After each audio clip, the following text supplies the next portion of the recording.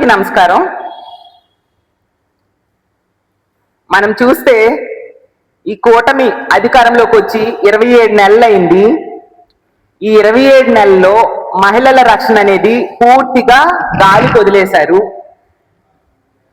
ఇప్పుడు చూస్తే మన ఆంధ్రప్రదేశ్ రాష్ట్రంలో ఉన్న మహిళలకే కాదు, విదేశాల్లో ఉన్న మహిళలకు కూడా వీళ్ళు వేధించే పరిస్థితి మనం చూస్తూ ఉన్నాం. దానికి ముఖ్య కారకులుగా తెలుగుదేశం పార్టీ నాయకులు, తెలుగుదేశం పార్టీ ఎమ్మెల్యేలు, తెలుగుదేశం పార్టీ కార్యకర్తలు, ఇప్పుడు మరీ ఘోరంగా తెలుగుదేశం పార్టీ మంత్రే ఉండడం నిజంగా సిగ్గుచేటు. అంటే వీళ్ళ ఖ్యాతి ఖండాంతరాలు దాటి వెళ్ళింది అనడానికి ఉదాహరణగా నిలిచింది. ఎందుకంటే తెలుగుదేశం పార్టీకి చెందిన ఒక మంత్రి ఒక ఎన్ఆర్ఐ మహిళను వేధించాడు అని చెప్పి ఆ మహిళ సోషల్ మీడియాలో పోస్టులు పెట్టింది. అలాగే మంత్రి గారి లోకేష్ గారికి కూడా చెప్పడం జరిగింది. కానీ ఎటువంటి స్పందన లేదు. ఆ మంత్రి ఒక కంత్రిలా వ్యవహరించారు, ఈమెకి వేధింపులకు గురి చేశారు అనే విషయం ఆవిడ స్పష్టంగా తన సోషల్ మీడియా పోస్టుల ద్వారా చెప్పడం జరిగింది. అసలు ఈ కూటమి పాలనలో చంద్రబాబు నాయుడు గారి మంత్రివర్గం అది ఒక మంత్రివర్గమా లేదా మహిళల్ని వేధించే వర్గమా అర్థం కాని పరిస్థితిలో ఈ రోజు ఉంది. తెలుగుదేశం పార్టీ, టీడీపీ అంటే తెలుగుదేశం పార్టీ కాదు, తెలుగు దుశ్శాసనుల పార్టీ అనేది మరొకసారి నిరూపించబడింది. ఎందుకంటే చూసాం మనం, ఒక ఎన్ఆర్ఐ ఆవిడ, ఒక మహిళ, మన తెలుగు మహిళే ఎన్ఆర్ఐ, సోషల్ యాక్టివిస్ట్, ఒక స్వచ్ఛంద సంస్థ ప్యూర్ సర్వీస్ ఆర్గనైజేషన్ కి ఆవిడ ఫౌండర్. డల్లాస్ లో ఉండే ఆవిడ, మన మంత్రులు డల్లాస్ లో నాటా సమావేశాలకు వెళ్ళారంట. ఒక మంత్రి తాలూకా అపాయింట్మెంట్ ఆవిడ అడిగిందంట.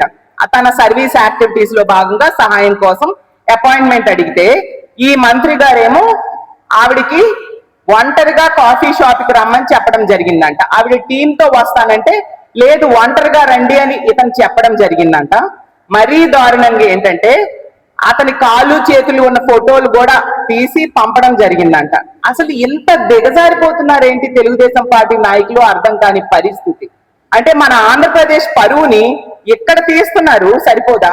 ఇప్పుడు ఖండాంతరాలు దాటి వేరే దేశంలో కూడా మన రాష్ట్ర పరువుని తీయడం అవసరమా మంత్రి గారని నేను అడుగుతున్నాను.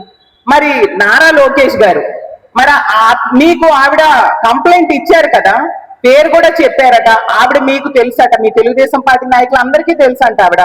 మరి దీని మీద స్పందించాలి కదా, మీరు ఎందుకు నోరు విప్పట్లేదు? ఎందుకు ఆ మంత్రిని కవర్ చేసుకోవడానికి, రక్షించడానికి మీరు ప్రయత్నిస్తూ ఉన్నారు? ఈరోజు కేబినెట్ సమావేశం కదా, మీరు మీ పక్కనే అలాంటి మంత్రిని కూర్చోబెట్టుకొని ఈ సమావేశంలో ఎలా పాల్గొంటారు? అతన్ని వెంటనే బర్తరఫ్ చేయాల్సిన బాధ్యత చంద్రబాబు నాయుడు గారి మీద లేదా నేను అడుగుతూ ఉన్నాను.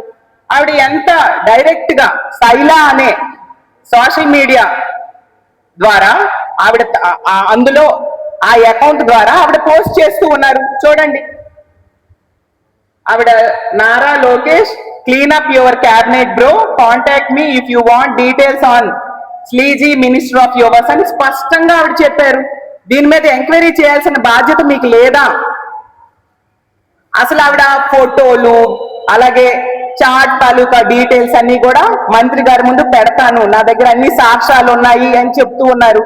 మరి వెంటనే లోకేష్ గారు అవన్నీ తీసుకొని ఫోరెన్సిక్ టెస్ట్ చేసి ఈ నిందితుడైన మంత్రిని వెంటనే బర్తరఫ్ చేసి కేసు పెట్టి విచారణ చేసి నిజ నిజాలు బయటకు తీసుకొచ్చి ప్రజలకు చెప్పాల్సిన బాధ్యత లోకేష్ గారికి లేదా అని నేను అడుగుతూ ఉన్నాను. ఇలా వెధవేషాలు వేశాడు మీ మంత్రివర్గంలో ఒక మంత్రి అని ఆవిడ అంత స్పష్టంగా చెప్పాక కూడా మీరు ఎందుకు చర్యలు తీసుకోవట్లేదు? ఇదేనా మహిళలకు మీరు ఇచ్చే గౌరవం లోకేష్ గారు నేను అడుగుతూ ఉన్నాను. అసలంట ఆవిడని ఒంటరిగా రమ్మంటే తప్పించుకోవడానికి ఆవిడ ఇంకో పోస్ట్ పెట్టారు. ఆవిడ ఈ మంత్రి నుంచి తప్పించుకోవడానికి ఒంటరిగా వెళ్ళడానికి ఇబ్బంది పడి తన పెదనాన్న, ఎప్పుడో చనిపోయిన పెదనాన్న పేరుని చెప్పుకొని అతను చనిపోయారు అని చెప్పి తప్పించుకొని వెళ్లకుండా ఆగిపోయిందంట. ఇంత స్పష్టంగా చెప్పింది. Forcing me to use uncles death as an excuse to get out of it's last minute.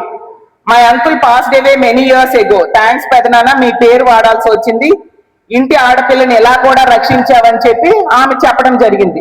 అసలు ఎంత దారుణం. అలాగే తీసుకుంటే ఇదిగోండి, అప్పట్లో డల్లాస్ నాతో వేషాలు వేయబోయిన అన్నకి అంటూ ఇంకొక పోస్ట్ ఆ శైల అనే సోషల్ మీడియా అకౌంట్ ద్వారా ఈవిడ పోస్ట్ చేయడం జరిగింది. తాళ్ళూరి శైల గారు, ఆవిడ పేరు డాక్టర్ తాళ్ళూరి శైల గారు.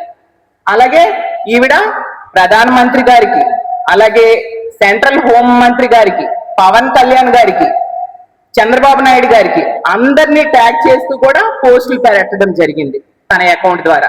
మరి ఈ ప్రభుత్వం ఎందుకు స్పందించట్లేదు? మహిళల గౌరవం విషయంలో మీరు ఇంత నిర్లక్ష్యంగా వ్యవహరిస్తారా? ఇదేనా మీ చిత్తశుద్ధి? మాట్లాడితే స్టేజ్ మీద వెళ్ళి చాలా డైలాగ్స్ ప్రతి ఒక్కరూ చెప్తూ ఉంటారు. లోకేష్ గారు అవ్వచ్చు, చంద్రబాబు నాయుడు గారు అవ్వచ్చు, పవన్ కళ్యాణ్ గారు అవ్వచ్చు, అలాగే మహిళా హోంమంత్రి గారు అవ్వచ్చు, ఎన్నో డైలాగులు చెప్తూ ఉంటారు. మహిళల రక్షణకు మేము పెద్దపీట వేస్తామని. ఎంత స్పష్టంగా ఒక ఎన్ఆర్ఐ మహిళ తన సోషల్ మీడియా అకౌంట్ ద్వారా పోస్టులు పెడితే ఇంత ఓపెన్ గా బహిరంగంగా బయటకు వచ్చి మీ మంత్రి కోసం ఆవిడ ప్రశ్నిస్తూ ఉంటే, అతను తప్పు చేశారు, నా దగ్గర సాక్ష్యాలు ఉన్నాయి అని చెప్తూ ఉంటే, లోకేష్ గారికి అయితే అతని పేరు కూడా చెప్తే ఎందుకు మీరు స్పందించట్లేదు? ఇంత నిర్లక్ష్యమా? ఇంత దారుణంగా ఉంటే మహిళల రక్షణ ఏంటి ఈ రాష్ట్రంలో? ఏంటి ఈ తెలుగు మహిళలు ఎక్కడున్నా వాళ్ళని కూడా వదలరా మీరు అని నేను అడుగుతూ ఉన్నాను. మరీ ఘోరం ఏంటంటే, ఈ రోజు కేబినెట్ సమావేశం జరుగుతూ ఉంది.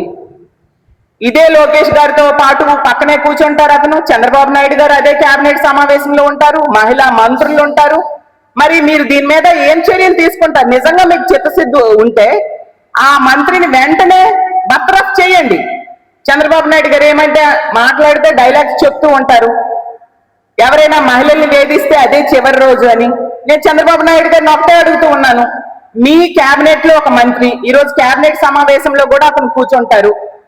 మరి అతను ఈ రోజు ఈ విధంగా మహిళని వేధించాడు అని అన్ని సాక్ష్యాధారాలు బయట పెడతానని చెప్తూ ఉంది, సోషల్ మీడియా వేదికగా ఆవిడ చెప్తూ ఉంది. మీరు అతని మీద ఏం చర్యలు తీసుకుంటారు? మరి ఆ మంత్రికి మీరు చెప్పే ధైర్యము చిత్తశుద్ధి మీకు ఉన్నాయా? ఇదే నీకు చివరి రోజు, నిన్ను బర్తరఫ్ చేస్తున్నాను అని చెప్పే ధైర్యం మీకు ఉన్నాయా చంద్రబాబు నాయుడు గారు అని నేను అడుగుతూ ఉన్నాను. మరి మీ ప్రభుత్వం ఏమీ చేయకుండా మేకను కోస్తే, కోడిని కోస్తే నడి రోడ్డు మీద నడిపించారు కదా. ఎంత తప్పు చేసిన మంత్రిని అరెస్ట్ చేసి నడి రోడ్డు మీద నడిపిస్తారా చంద్రబాబు నాయుడు గారు? నిజంగా మీకు చిత్తశుద్ధి ఉంటే అలా చేయండి అని నేను అడుగుతూ ఉన్నాను. అలాగే మహిళా హోంమంత్రి గారు ఎన్నో డైలాగ్స్ చెప్తూ ఉంటారు. మాట్లాడితే మా జగనన్నను తిట్టడానికి, మా వైఎస్ఆర్ కాంగ్రెస్ పార్టీని తిట్టడానికి ప్రెస్ మీట్లు పెడుతూ ఉంటారు. మరి ఈ రోజు కేబినెట్ సమావేశంలో మీతో పాటు కూర్చోబోతూ ఉన్న మంత్రిని, అతని మీద ఎన్నో ఆరోపణలు వచ్చాయి కదా, ఎటువంటి యాక్షన్ మీరు తీసుకోబోతున్నారు హోంమంత్రి అయిన అనిత గారు అని నేను అడుగుతూ ఉన్నాను.